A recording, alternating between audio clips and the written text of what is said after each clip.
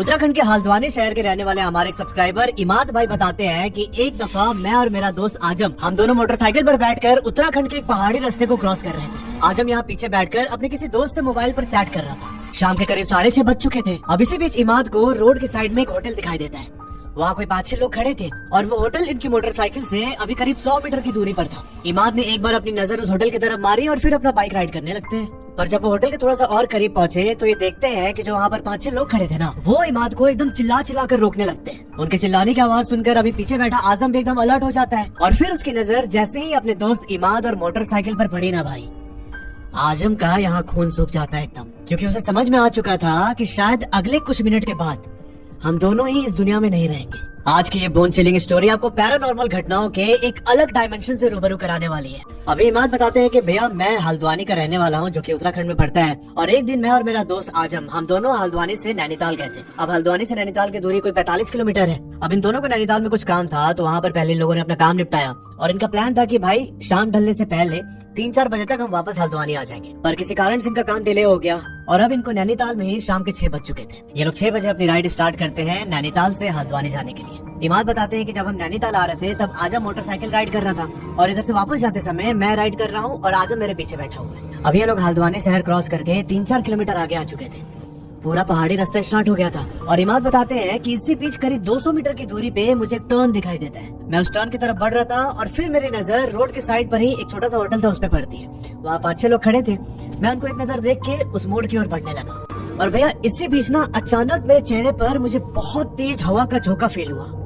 ऐसा होता है ना कि जब आप मोटरसाइकिल पर जा रहे हो और कोई बहुत भारी गाड़ी, कोई ट्रक या बस आपके पास से गुजरे तो कैसा एकदम हवा का तेज प्रेशर फील होता है। कुछ वैसे ही इमाद ने फेस किया कि भाई साहब उसके पास से कोई गाड़ी गुजरी ही नहीं। और इमाद बताते हैं कि भैया वो हवा का झोंका फील करने के साथ ही मैं ऐसा हो गया कि अभी मैं इस दुनिया में हूँ ही नहीं। मेरे हाथ पैर एकदम ढीले पड़ गए। मैं सामने देख पा रहा था कि अभी मुझे टर्न लेना है पर मेरी बॉडी मेरे कंट्रोल में थी ही नहीं। अब मैं धीरे धीरे उस ढाबे के और करीब आ गया था और तभी वो जो 5-6 लोग खड़े थे उन्होंने मुझे देखा। उनको समझ में आ रहा था कि ये जो मोटरसाइकिल है मेरे कंट्रोल में नहीं है, तो वो लोग मुझे चिल्लाने लगे कि रोक रोक गाड़ी रोक, इतनी तेजी से कहाँ निकल रहा है। इस समय जो आजम पीछे बैठकर फोन में चैट कर रहा था वो भी अलर्ट हो गया जैसे उन लोगों की चिल्लाने की आवाज सुनी और भाई इसने देखा कि इमाद मोटरसाइकिल लेके एकदम खाई की तरफ बढ़े जा रहा है। अब जैसे ही आजम ये देखता है इसने इमाद को पीछे से पकड़ के झकझोर दिया एकदम। इमाद बताते हैं कि आजम के वैसे करते ही मैं एकदम अलर्ट हो जाता हूँ। ऐसा लग रहा था कि मैं अपने सेंसेस में वापस आ गया और जैसे जैसे मैंने अपने मोटरसाइकिल को कंट्रोल करने की कोशिश की पर फिर भी मैं अपने मोटरसाइकिल को पूरी तरीके से रोक नहीं पाया और मेरी मोटरसाइकिल सीधा जाके एक पेड़ में टक्कर मार देती है। इमाद बताते हैं कि होटल पर जो 5-6 लोग खड़े थे वो दौड़ के मेरे पास आए और मुझे उठाने लगे। उन्होंने पूछा मुझसे कि क्या हो गया, तो मतलब ऐसे कैसे मोटरसाइकिल चला रहा है, दिख नहीं रहा क्या तुझे। तब इमाद ने उनको सारी बात बताई कि अभी मुझे वो हवा का झोंका फील हुआ और फिर उसके बाद मैंने अपने शरीर से अपना कंट्रोल खो दिया। तब वो जो लोकल लोग थे वो बोलते इमाद को कि सुन, इसके बारे में अब सोचना भी मत, ना ही इसके बारे में तुम कभी बात करोगे किसी से भी। तुम बस ये सोचो कि आराम से घर पहुंच जाओगे, जो कुछ भी हुआ उसे अपने दिमाग से निकाल दो। अब वहाँ पर उन आदमियों ने उनको उठाया, थोड़ा पानी वानी पिलाया और फिर इमाद और आजम वापस हल्द्वानी अपने घर आ जाते हैं। और भाई यहीं से असली खेला चालू होता है।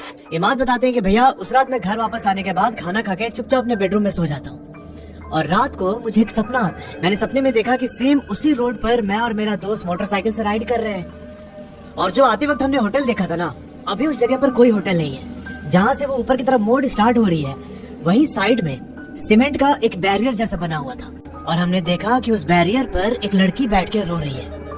ये सब सपने में चल रहा है। अभी मैं और आजम उस लड़की के पास जाते हैं और जैसे हम उसके पास पहुंचे वो खड़ी हो गई और बोलने लगी कि मुझे काफी देर हो रही है, मुझे अपने साथ लेके चलो। और ऐसा बोल के वो और जोर जोर से रोने लगी। अब एक चीज समझना कि जहाँ पर अभी ये लोग लड़की से खड़े होकर बात कर रहे हैं वहीं पे आगे मोड़ स्टार्ट होता है और मोड़ मतलब चढ़ाई थी ऊपर पहाड़ की तरफ। इमाद बताते हैं कि अभी हम उस लड़की को कुछ भी रिस्पॉन्ड करते हैं इससे पहले ही जो वो चढ़ाई थी ऊपर, उधर से ना किसी ने पत्थर फेंक के मारा। हमने अभी लड़की को साइड करके खुद को भी प्रोटेक्ट किया पर वो पत्थर लगातार फेंके जा रहा था। इमाद को यहाँ बहुत गुस्सा आ रहा था कि कौन ऐसे पत्थर फेंक रहा है। ये दोनों लड़की को मोटरसाइकिल पर बैठाते हैं और वहाँ से आगे बढ़ने ही वाले थे कि इनको ऊपर से एक बहुत तेज मोटरसाइकिल की आवाज सुनाई देती है। वो कोई नॉर्मल इंजन नॉइज नहीं थी। इमाद ने ऐसा फील किया कि वो मोटरसाइकिल बहुत तेजी से इनकी तरफ आ रही है। वो डरावनी आवाज सुन के इन दोनों को लगा कि शायद वो जो भी है वो लड़की को मारने के लिए आ रहा है। तो यहाँ इमाद ने अपनी मोटरसाइकिल घुमा के हल्द्वानी की तरफ वापस जाने लगे पर वो मोटरसाइकिल एकदम तेजी से इसकी ओर आ रही है और कुछ ही सेकंड के बाद मोटरसाइकिल ने इमाद को क्रॉस किया। इमाद बताते हैं कि यार मुझे बहुत तेज हवा का झोंका फील हुआ और उसी के साथ मेरी नींद खुल गई। मैंने देखा कि मेरे गेट पर नॉक हो रहा है, पर नोटिस करने वाली बात ये थी कि भैया इस समय भी मैं पूरे पसीने में भीगा हुआ था। ऐसा लग रहा था कि मैं सपने में नहीं बल्कि सच में वो मोमेंट जी रहा हूँ। मैंने टाइम देखा तो सुबह 6 बज रहे थे। मेरा दोस्त आजम डोर पर नॉक कर रहा था। मैंने डोर खोला और फिर उसने बोला कि भाई जिम का टाइम हो गया, चल जिम चलते हैं। तब मैंने आजम को उस समय सारी बात बताई कि भाई ऐसा ऐसा हो रहा है। तो आजम बोलता है भाई तू कुछ ज्यादा ही सोच रहा है, तो उसके बारे में सोचना बंद कर दे, ये सारी चीजें खत्म हो जाएंगी, ये बस तेरे दिमाग का वहम है। अब आजम के समझाने पर इमाद को भी लगने लगा कि यार हो सकता है मेरा वहम हो, मैं कुछ ज्यादा सोच रहा हूँ। पर उसका एक दिमाग ये भी बोल रहा था कि भाई ये कोई नॉर्मल इंसिडेंट नहीं है, तुझे किसी दूसरे एंगल से भी सोचना पड़ेगा इसके बारे में। अभी सपने वाली बात को बीते हुए 4 दिन हो चुके थे। इमाद बताते हैं कि मेरे 3 और दोस्त हैं, जैन, कादिर और अरबाब। ये तीनों प्लान बनाते हैं कि यार वीकेंड आ रहा है, कहीं घूम के आते हैं। अब चूंकि नैनीताल इनके पास से बहुत नजदीक है तो ये हर दूसरे हफ्ते वहाँ पहुंच जाया करते। इस बार भी उनका सेम प्लान बना कि ठीक है कुछ समझ में नहीं आ रहा तो नैनीताल ही घूम के आ जाते हैं। अब इमाद यहाँ बताते हैं कि जो आजम मेरा दोस्त पहले गया था मेरे साथ, वो इस बार ट्रिप में नहीं है। वो अपने किसी दूसरे दोस्त के साथ भवाली घूमने चला गया था। अच्छा चीज समझना कि जो ये भवाली टाउन है जहाँ पर आजम गया हुआ था, वो कुछ ऐसे पड़ता है रूट पे। अब एक बार जब आप मैप पे देखोगे तो आपको रूट समझ में आ जाएगा। हल्द्वानी से सीधा रास्ता जाता है नैनीताल की तरफ, बीच में एक स्पॉट आता है जहाँ से भवाली के लिए रोड कट जाती है। अभी इमाद अपनी तीनों दोस्तों के साथ 2 मोटरसाइकिल लेके हल्द्वानी से नैनीताल की ओर निकल जाते हैं। यहाँ जैन और अरबाब एक मोटरसाइकिल पर आगे जा रहे थे और पीछे वाली मोटरसाइकिल पर कादिर और इमाद बैठे हुए हैं। इमाद बताते हैं कि अभी हम हल्द्वानी से सिर्फ 15 किलोमीटर ही आगे गए थे, इसी बीच मुझे आजम का कॉल आता है। आजम यहाँ भवाली के लिए निकला हुआ था। उसने इमाद को कॉल करके बोला कि भाई हमारे कार का जो पेट्रोल का मीटर होता है ना, वो खराब हो गया है, जिसकी वजह से हमें अंदाजा नहीं लग पाया। तो हमारे कार का पेट्रोल खत्म हो गया है और उधर आसपास कोई पेट्रोल पंप भी नहीं है। अब एक्चुअली आजम यहाँ पर अपने गर्लफ्रेंड के साथ था। उसने इमाद को बोला कि भाई देखना पेट्रोल खत्म हो गया है और मैं अब इसे यहाँ छोड़ के रोड पे कहाँ जाऊँ पेट्रोल ढूंढने के लिए। तब इमाद बोलता है कि साले तूने तो बोला था कि तू अपने स्कूल के दोस्त के साथ जा रहा है। आजम बोलता है यार मैं इसे बताना नहीं चाहता था। इमाद बोला ठीक है कोई बात नहीं, तू व्हाट्सएप पर अपनी लोकेशन भेज, मैं देखता हूँ कि तू मेरे से कितनी दूर है। आजम ने इसको लोकेशन भेजी। इमाद चेक करता है कि भाई आजम इसके पास से 20 किलोमीटर दूर था। इसने आजम को कॉल किया कि भाई तो 20 किलोमीटर दूर है। तब आजम रिक्वेस्ट करने लगा कि भाई प्लीज आ जाना, मैं ऐसे नहीं जा सकता छोड़ के। तो इमाद बोलता है कि चल ठीक है। मैं और कादिर बाइक लेके पहुंच रहे तेरे पास। अब जो इमाद के बाकी के 2 दोस्त थे, जैन और अरबाब, ये दोनों नैनीताल वाले रूट पर आगे निकल गए थे।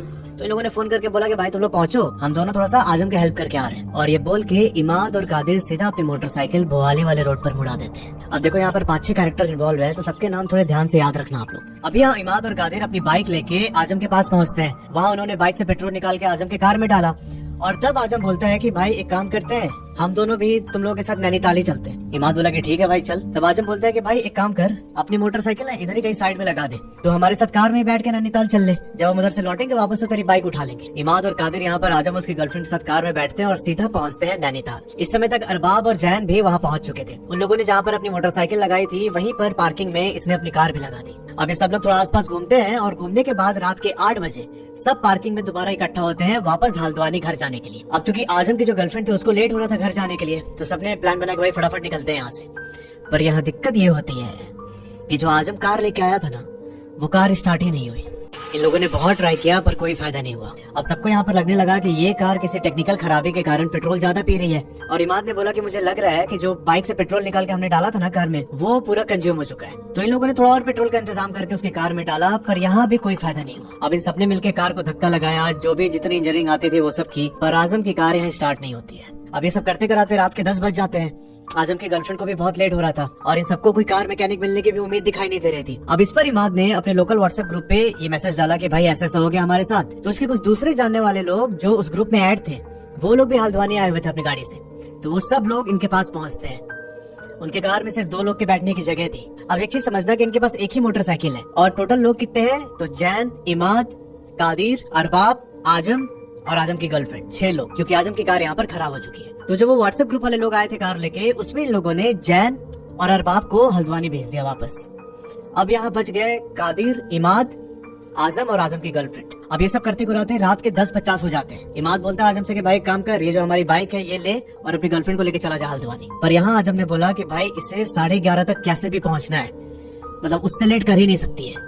क्योंकि बार बार उसके घर से फोन आ रहा था और ये कुछ ना कुछ बहाना मार रही थी, और मैं भाई इतनी तेज बाइक चला के पहुंच नहीं पाऊंगा हल्द्वानी टाइम पे। तो फिर इन लोगों ने डिसाइड किया कि ठीक है, कादिर यही नैनीताल में वेट करेगा और जो इमाद है वो आजम और उसकी गर्लफ्रेंड को बाइक पर बैठा के हल्द्वानी छोड़कर आएगा। क्योंकि इमाद एक राइडर था और उसको पहाड़ी रास्ते पर राइड करने का बहुत ज्यादा एक्सपीरियंस हो रखा था। इमाद ने बोला कादिर को कि भाई तुम वेट कर, मैं 1-1.5 घंटे में वापस आ जाऊंगा, फिर मैं तुझे लेके वापस हल्द्वानी चलूंगा। पर भाई कादिर का ये इंतजार बहुत ही ज्यादा लंबा होने वाला था। अब इमाद यहाँ आजम और उसकी गर्लफ्रेंड को लेके एकदम तेजी से अपनी मोटरसाइकिल भगाने लगते हैं। वो बताते हैं कि मुझे बहुत ज्यादा ठंड लग रही थी और इस समय उस रोड पर एक भी गाड़ी दिखाई नहीं दे रही थी इनको। पूरा रास्ता सुनसान पड़ा हुआ था और चलते चलते अचानक इनके सामने फिर से वही मोड़ आता है जिसका जिक्र मैंने आपको पहले वीडियो में किया था कि वहाँ पर साइड में होटल है और वहाँ 4-5 लोग खड़े थे। अब भाई जैसे ही इमाद को ये रियलाइज हुआ कि ये वही मोड़ है, इसके एकदम रोंगटे खड़े हो जाते। फिर जब इमाद उस मोड़ के और करीब पहुंचा तो इसने पाया कि रोड के साइड में उस टाइम कोई भी ढाबा नहीं था, पर उस मोड़ से जस्ट पहले साइड में ही सीमेंट का बैरियर बना था और उस रात के अंधेरे में उस बैरियर के ऊपर कोई बैठा हुआ है। अब जैसे ही इमाद की नजर उस इंसान पर पड़ी, ये ना एकदम जोर जोर से चिल्लाने लगता है कि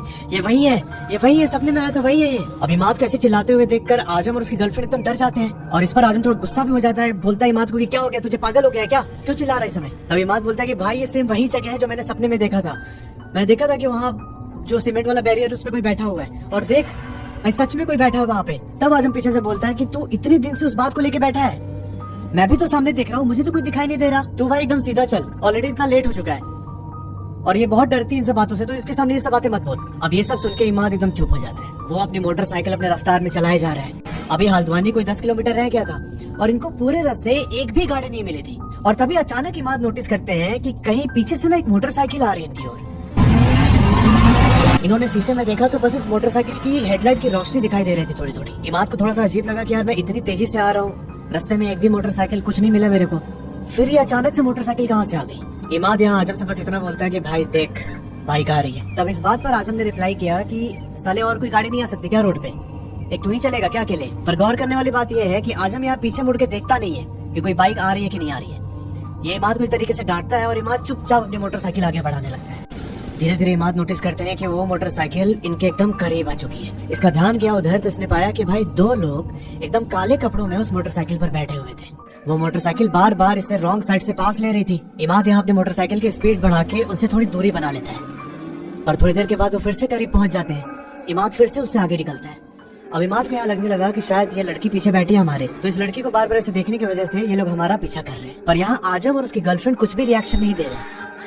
इमाद को लगा कि शायद इन लोगों को समझ में नहीं आ रही है बात कि ये लड़की को देख के बार बार आगे पीछे कर रहे हैं हमारे। तो इमाद यहाँ मन में बोलता है कि अब वो मोटरसाइकिल अगर मेरे पैडल में आएगी ना तो मैं उसे लात मार दूंगा। अब थोड़ी देर के बाद वो मोटरसाइकिल दोबारा इमाद के पास पहुंचती है और भाई इमाद ने देखा कि इनके सामने से एक ना कुछ रोशनी आई। इमाद बताते हैं कि मुझे समझ में नहीं आया कि वो कार की रोशनी थी या ट्रक या किस चीज की, पर वो रोशनी सीधा आके वो जो मोटरसाइकिल थी उस पर टक्कर मारती है और जैसे उन दोनों लोगों के मोटरसाइकिल को टक्कर लगा वो लोग हवा में उड़ते हुए इनके सामने से होके रोड के साइड में जाके गिरते हैं। इमाद बताते हैं कि वो बहुत गंदा एक्सीडेंट था और इस टाइम पर आजम और उसकी गर्लफ्रेंड ये दोनों भी उन दोनों आदमियों को उड़ते हुए हवा में देख रहे थे। उन्होंने भी इस एक्सीडेंट को लाइव नोटिस किया था। अब इमाद यहाँ थोड़ा सा आगे निकल के अपनी मोटरसाइकिल की स्पीड कम करते हैं। स्पीड कम करने के बाद इन लोगों ने पीछे मुड़ के देखा कि भाई जिनका भी एक्सीडेंट हुआ वो किधर गए, और यहाँ इन लोगों ने पाया कि उधर तो किसी का एक्सीडेंट हुआ ही नहीं है। जिस गाड़ी ने मोटरसाइकिल को टक्कर मारा था वो भी गायब है और जिस मोटरसाइकिल को टक्कर लगी थी उसका भी कोई नामो निशान नहीं। मतलब ऐसा लग रहा था देख के कि वहाँ पे कुछ हुआ ही ना हो। फिर ये लोग अपनी बाइक साइड में खड़ी करके उतरते हैं देखने के लिए कि कहीं वो मोटरसाइकिल और वो गाड़ी इधर खाई में तो नहीं गिर गई। ये लोगों ने जाके उधर आसपास पूरा देखा, पर भाई सब एकदम साफ था। इनके और इनके मोटरसाइकिल के अलावा और कुछ भी नहीं था उधर। अब इस टाइम पर आजम को समझ में आ गया था कि इमाद सही बोल रहा है। ये दोबारा अपनी राइड स्टार्ट करते हैं हल्द्वानी के लिए और इमाद ने आजम से बोला कि भाई देख मैं बोल रहा था ना वो हमारे आगे पीछे कर रहे थे, गाड़ी आके टक्कर मार गया उनको। तब आजम बोलता है कि भाई कोई भी नहीं आ रहा था आगे पीछे हमारे, तो इतनी तेजी से राइड कर रहा है, हमने किसी को भी नहीं देखा अपने आसपास। अब ये सुन के तीनों एकदम डर जाते हैं बुरी तरीके से। ये लोग सीधा हल्द्वानी के पास इनको कोई जान पहचान के पीर बाबा थे, उनके घर पर जाके अपनी मोटरसाइकिल रोकते हैं। उन्होंने देखा और बताया कि अब वो तुम्हारे पीछे नहीं है। एक बहुत ही बुरी आत्मा तुम लोगों को नुकसान पहुंचाना चाहती थी, पर एक अच्छी शक्ति ने तुमको बचा लिया। जो सामने से वो लाइट आई ना जिसने टक्कर मारा वो मोटरसाइकिल वालों को, वो अच्छी स्पिरिट थी जो तुम्हारी रक्षा कर रही है। इन लोगों ने उस बाबा से पूछा कि बाबा हमारा एक दोस्त है नैनीताल में और हमारी बाइक भी खड़ी है भोले वाले रोड पे, तो हमें जाना है वापस। तो बाबा बोलते हैं कि देखो चले तो जाओगे, कोई दिक्कत नहीं है, कोई परेशानी नहीं होगी, पर इस टाइम पर जाना अवॉइड करो। जो तुम्हारा दोस्त है उसको बोल दो कि वहीं नैनीताल में आज रात रुक जाए। तुम लोग कल सुबह होने के बाद जाना, क्योंकि जो बुरी आत्मा तुम्हारे पीछे पड़ी थी उससे तो तुम्हारी रक्षा हो गई है, पर उसके जैसे बहुत सारी आत्माएं उस रोड पर भटकती हैं। इतने एक्सीडेंट हुए उधर, तुम लोग कल सुबह ही जाना। अब इन लोगों ने सबसे पहले आजम की गर्लफ्रेंड को उसके घर छोड़ा और फिर कादिर को फोन करके पूछा इन्होंने कि भाई आज रात तू नैनीताल में रुक जाएगा क्या, हमारे साथ अभी रास्ते में ऐसा ऐसा हुआ है। कादिर भाई एकदम गुस्सा हो जाता है, बोलता है तुम लोग साले ड्रामा कर रहे हो, मुझे अकेले छोड़ दिया है, दिमाग खराब हो रहा है मेरा, अभी आओ लेने मुझे। तब आजम बोलता है कि यार एक काम कर, चलते हैं, जो होगा देखा जाएगा। अभी बाबा ने बोल दिया है ना कि सेफ है, चलते हैं। और ये दोनों फिर से अपनी बाइक लेके हल्द्वानी से निकल जाते हैं नैनीताल की तरफ। अब यहाँ इमाद और आजम सबसे पहले उस भुआली वाले रोड की तरफ जाते हैं जहाँ उनकी मोटरसाइकिल खड़ी थी। इमाद जाके अपनी मोटरसाइकिल उठाता है और ये दोनों फिर नैनीताल वाला रूट ले लेते हैं। भुआली तक पहुँचने तक सब कुछ ठीक था, कोई दिक्कत नहीं थी। जब ये लोग नैनीताल के लिए दोबारा निकले तो भुआली से कोई 3-4 किलोमीटर चलने के बाद ही इनको रोड की साइड पर खंबे के नीचे एक लड़की दिखाई देती है। वहाँ पर थोड़ी थोड़ी लाइट चल रही थी, पर यहाँ दोनों अलग अलग मोटरसाइकिल पे थे। इतने में आजम पीछे से चिल्लाता है कि इमाद मोटरसाइकिल मत रोकना और अपने बाएं तरफ देखना भी मत, सीधे चलते रहे। ऐसा बोल के वो लोग उस लड़की को क्रॉस करने लगे। लड़की ने हाथ दिया रोकने के लिए। ये लोग क्यों रुकने जाए भाई, इन्होंने अपनी स्पीड और तेज कर दी। और जब ये लोग उस लड़की को क्रॉस कर गए तो वो पीछे से चीखते हुए बोलती है कि मुझे देर हो रही है, अपने साथ लेके चल मुझे। और भाई साहब अगले कुछ टाइम तक इनको फील हुआ कि वो लड़की इनका पीछा कर रही है, पर इन लोगों ने कुछ भी रिएक्ट नहीं किया। अपनी मोटरसाइकिल की रफ्तार बढ़ाते हुए ये लोग सीधा नैनीताल पहुंचते हैं। इनका दोस्त कादिर वहाँ इंतजार कर रहा था। जब ये कादिर के पास पहुंचे तो आजम ने सारी बात बताया कि भाई अभी हमारे साथ ऐसा ऐसा हुआ है और इस समय हल्द्वानी जाना ठीक नहीं होगा। कादिर यहाँ पर मान जाता है। ये लोग अगले 4-5 घंटे वहीं आसपास घूम के इधर उधर अपना टाइम पास करते हैं और फिर सुबह होने पर ये वापस हल्द्वानी के लिए निकले। अब यार एग्जैक्ट वो किसकी स्पिरिट थी ये तो पता नहीं चला इन लोगों को, पर अगर आप उस इलाके से बिलोंग करते हैं, अगर आपको कुछ आइडिया है तो जरूर कमेंट सेक्शन में बताइएगा। Thanks for watching.